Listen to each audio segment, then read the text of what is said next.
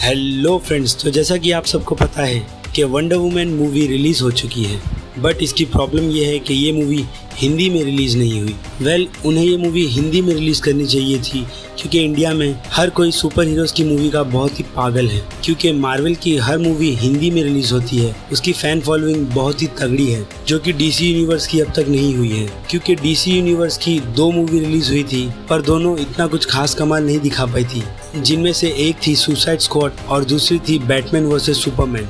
Batman versus Superman movie थोड़ी slow थी और सुसाइड स्क्वाड के रिव्यू बहुत ही बेकार थे, बट मूवी तो मुझे बहुत ही अच्छी लगी थी। अब बात करते हैं वंडर वुमन की। तो इस वीडियो में हम बात करने वाले हैं एंडिंग एक्सप्लेनेशंस की, कि मूवी एंड कैसे हुई और इसकी डिटेल्स क्या क्या थी। तो आइए शुरू करते हैं।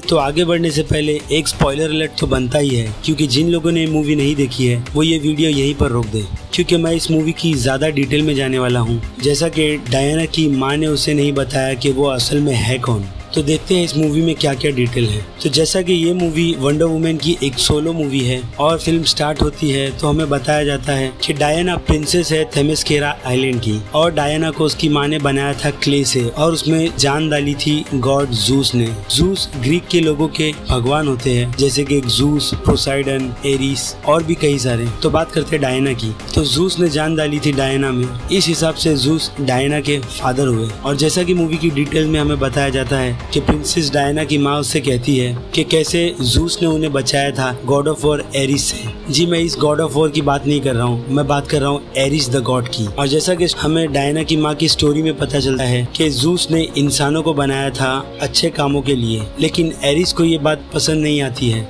और एरिस जूस का बेटा है, जो कि नहीं चाहता कि जूस इंसानों को बनाए, क्योंकि इंसान बहुत ही मतलबी होते हैं, और वो दिखाना चाहता है जूस को कि देखो तुम्हारी क्रिएशन कैसी फेल हो रही है।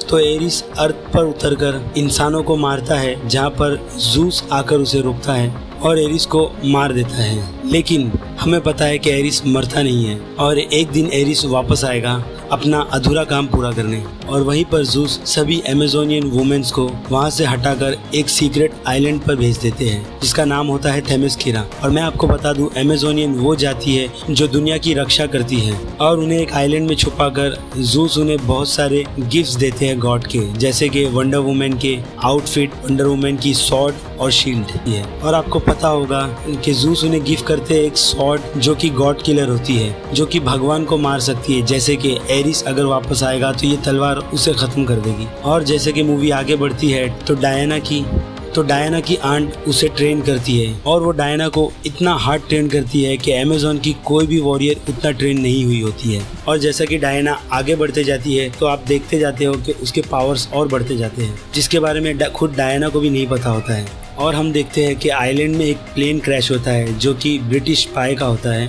जो कि स्टीव ट्रेवर होता है, इस फिल्म का हीरो, जो कि बचकर आ रहा होता है जर्मन सिपाहियों से, और वो उसके पीछे लगे होते हैं, क्योंकि स्टीव ने पॉइजन की डायरी चुरा ली थी और उसके अंदर पॉइजन के पूरे फॉर्मूले थे। पॉइजन जर्मन की एक डॉक्टर होती है जो इन्वेंशन करती है पॉइजन गैस के। और हम आगे बढ़ते हैं तो हमें नजर आते हैं जनरल, जिनका रोल कर रहे हैं डैनी हॉस्टन। और डायना को लगता है कि जनरल ही एरिस है, तो उसे लगता है कि अगर वो जनरल को मार देगी तो ये जंग खत्म हो जाएगी।